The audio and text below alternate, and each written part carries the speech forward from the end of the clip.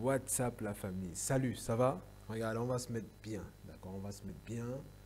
On va bosser sur notamment faire un petit travail, d'accord? Quelque chose de tout, voilà. On va parler un peu de ce qu'on appelle des liens ancestraux. On va voir un peu dans la parole ce que la parole dit de ça, d'accord? Parce qu'il y a plusieurs choses qui se disent. Voilà, t'es born again, t'as sûrement des liens, t'as pas des liens. S'il y a, il y en a pas. Voilà, on va utiliser un passage peut-être que vous n'avez jamais utilisé. Parce que tous ceux qui se donnent des coups de poing, d'accord, au niveau doctrinal, les chrétiens se donnent des coups de poing, voilà. Qui a raison, qui a tort, voilà, ça se shoot. Les uns vont utiliser, il a effacé l'acte dans les ordonnances, nous condamne, il a détruit la croix, il a dépouillé les autorités, les dominations et les a livrés publiquement en spectacle. Donc voilà, il y a plusieurs passages qui vont être utilisés, chacun va expliquer ça à sa façon, dire que non, oui, on peut utiliser ça, mais en fait, c'est qu'il faut savoir qu'il y a toujours l'ancien, il faut lutter la chair, blabla. Donc du coup, tout est un peu, voilà. Des fois, voilà, pour certaines personnes, c'est clair, voilà, tout est une affaire de foi, mais pour certaines personnes, se posent des questions finalement, mais qu'est-ce qu'il en est, quoi, qu'on a un peu les oreilles à gauche et à droite, voilà, c'est un peu bizarre ce truc-là, parce qu'en même temps, j'ai l'impression de voir, d'avoir des désirs, voilà, d'avant, des désirs qui sont pas trop, voilà, c'est bizarre, c'est peut-être un lien qui est en train d'agir, hein, donc peut-être je suis lié, d'accord, ben regarde, on va voir ce que les Écritures disent, d'accord, on va voir, on va voir. On va ouvrir un passage, peut-être que tu n'aurais jamais pensé à ce passage-là, mais je l'aime bien parce qu'il explique beaucoup de choses. Le livre de Romains 6, Romains chapter 6, Romains chapitre 6, d'accord? On va ouvrir ça. On va ouvrir à partir du verset 4. On va lire jusqu'au verset 14. Et après, on va faire un petit commentaire. On va voir justement qu'est-ce qu'il en est. Voilà, qu'est-ce qu'il en est des liens, d'accord? De ce qu'on appelle de liens ancestraux, bien de malédiction, bien de ce genre de choses. On va voir ce qu'il en est. Est-ce que tu es soumise à cela? Et est-ce que tu dois bagarrer pour en sortir de là? Est-ce que tu as été libéré? Est-ce que tu as été libéré? Ben justement, qu'est-ce qui se passe alors en toi, d'accord? Si réellement tu n'es plus là-dedans, mais pourquoi alors tu as l'impression de subir ces choses-là et tout et tout? On va voir ce qu'il en est. On va voir. Pourquoi tu vis ces choses-là, voilà. On va voir ce que la parole dit. Ouvrons les Écritures. Mais c'est cohérent, hein, parce que des fois, voilà, vous allez comprendre, des fois, certaines personnes vont leur dire, non, tu n'es plus dans les liens, mais ils vivent des choses. C'est bizarre, moi je vis quelque chose, tu me dis, je suis plus là-dedans. Non, mais ça va pas là. Tu es en train de dire n'importe quoi, là, tu racontes, voilà, tu dis des bêtises. D'accord? Mais on va voir ce que la parole dit, voilà.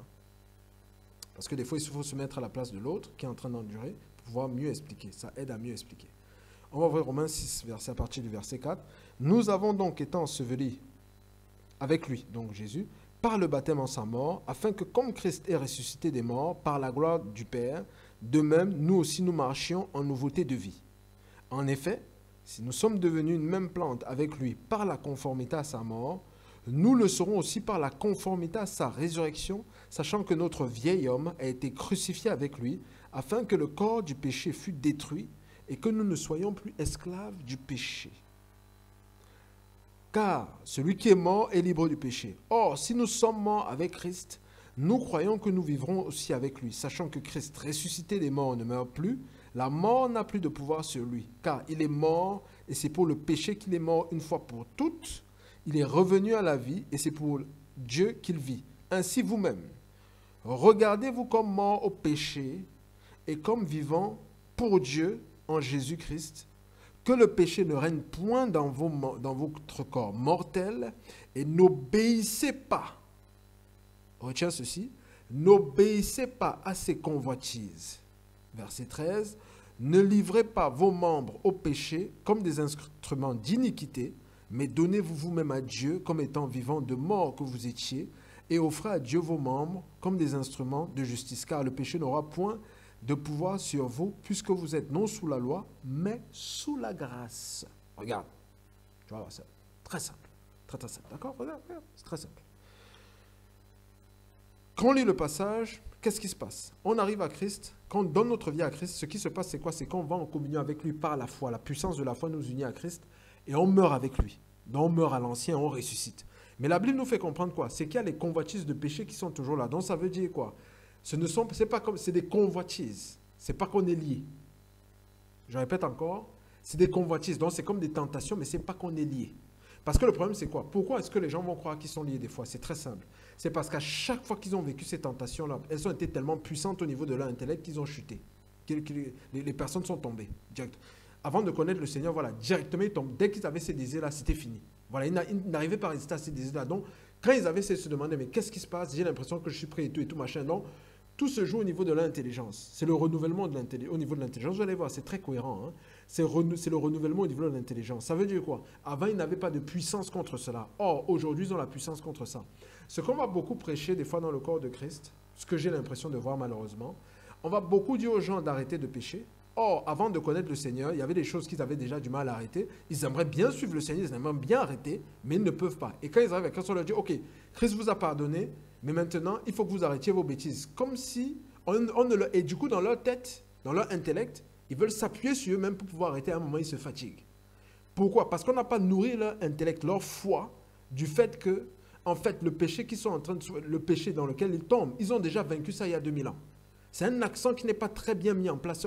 Il est mort pour les péchés, mais en fait, il a crucifié l'homme de péché. Donc, c'est-à-dire, toute la sensation que vous avez en vous, tous ces désirs, voilà, qui sont peut-être soi-disant dans votre intellect connecté à des liens ancestraux, vous n'en êtes plus connecté. Vous êtes libéré de cela. Vous avez le choix. En fait, c'est ce que la Bible dit. C'est juste parce que peut-être vous n'étiez pas conscient de cette vérité avant, mais aujourd'hui, vous avez le choix. Vous êtes libre de choisir. C'est pour ça qu'il va dire quoi dans les Écritures? Il va dire que le péché ne règne donc point dans votre corps mortel et n'obéissez pas à ses convoitises. Ça veut dire que ce qui se passe, c'est quoi? C'est qu'avant, quand tu avais ces convoitises-là, ben, tu faisais un avec, c'est comme si tu faisais un avec ta chair, donc c'était toi. Mais aujourd'hui, je te fais comprendre que non, en fait, ce sont des convoitises qui te sont présentées. Maintenant, résiste. Exactement comme voilà, quand Jésus était dans le désert, voilà, on lui a présenté il y avait des tentations. Dieu te dit résiste. Donc, tu as la capacité de dire non. Tu as la domination. Et le truc, c'est vraiment réaliser que toute cette sensation que tu sens à l'intérieur de toi, en fait, tu as vaincu ça. Christ a vaincu ça il y a 2000 ans à la croix. Ça a été détruit déjà. C'est ce qui s'est passé en esprit. Maintenant, il te demande de manifester ça dans le temporel, juste par un positionnement par la foi. Il te demande juste de croire que cette chose-là a été réglée. D'ailleurs, je vais t'aider. D'ailleurs, tu fais un avec le Saint-Esprit. D'accord? Ça veut dire quoi? Ça veut dire que le Saint-Esprit est conscient de ce que tu vis. Tu vois un peu? Et Christ a porté, s'est chargé de nos douleurs. Ça veut dire quoi? On peut aussi considérer que c'est comme si c'est Dieu qui en partie te montre ce qu'il a crucifié à la croix pour toi. Parce que la Bible dit qu'il s'est chargé de nos douleurs. Il y a le fait qu'il s'est chargé de nos douleurs, de nos maladies, dans le sens où quand il était dans son ministère, il guérissait les gens. Mais il y a aussi le fait que vous faites un en esprit. Donc il est conscient de ce que tu vis. Donc il vit ce que tu vis. Mais sauf qu'il n'en est pas soumis. Parce que vous faites un. C'est ce qu'il avait dit comment il s'appelle? Il avait dit à Paul. Paul, pourquoi me persécutes-tu? D'accord? Et justement, mais sauf que là maintenant, toi tu as une autorité.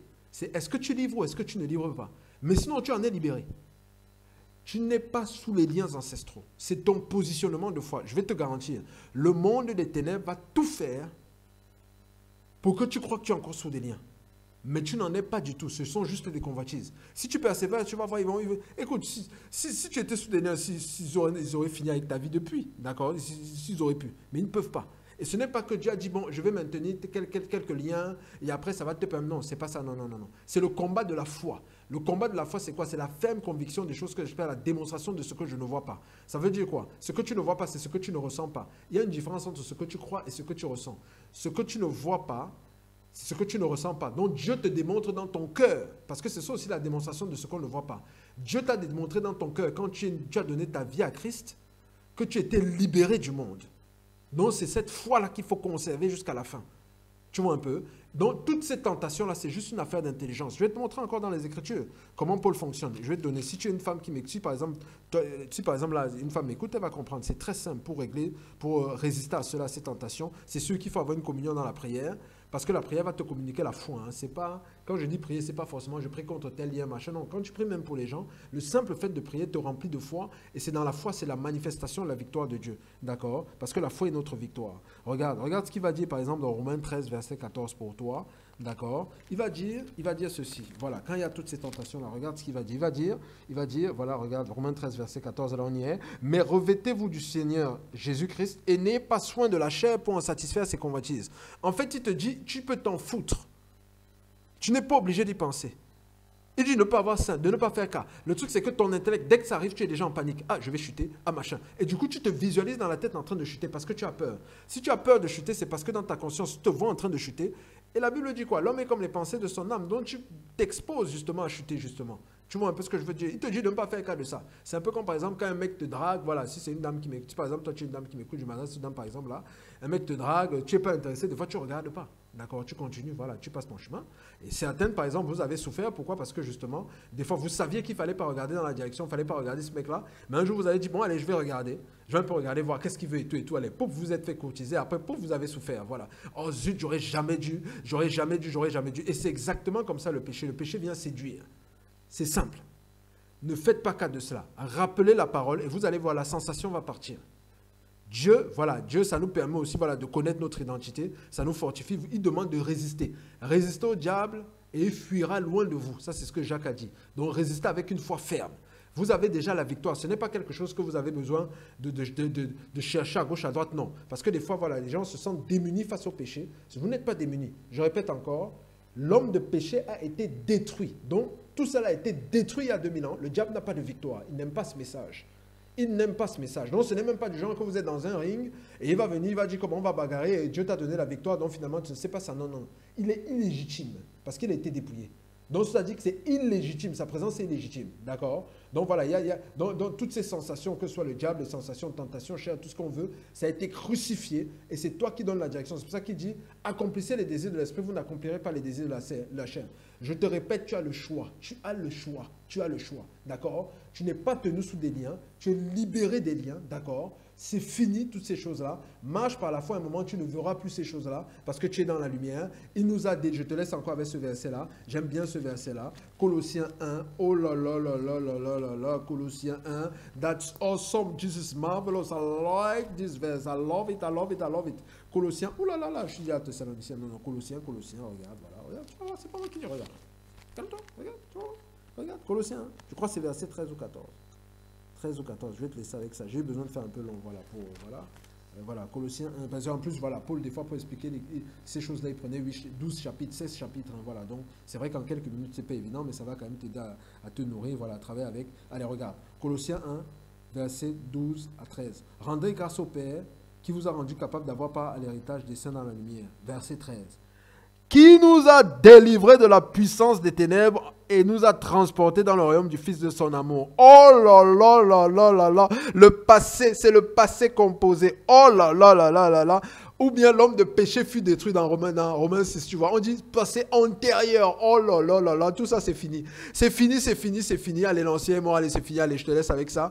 Voilà, et tout et tout. Je te dis vraiment, passe de très très bonnes fêtes. Voilà, kiffe avec la famille. Mets-toi bien, mets-toi tranquille. D'accord. Et on se dit à la prochaine. Pour une prochaine audio, je sais que ça va te faire du bien. Médite sur ce que je suis en train de dire là maintenant. Allez, ciao, ciao, fais la fête et sois sage. Bye bye.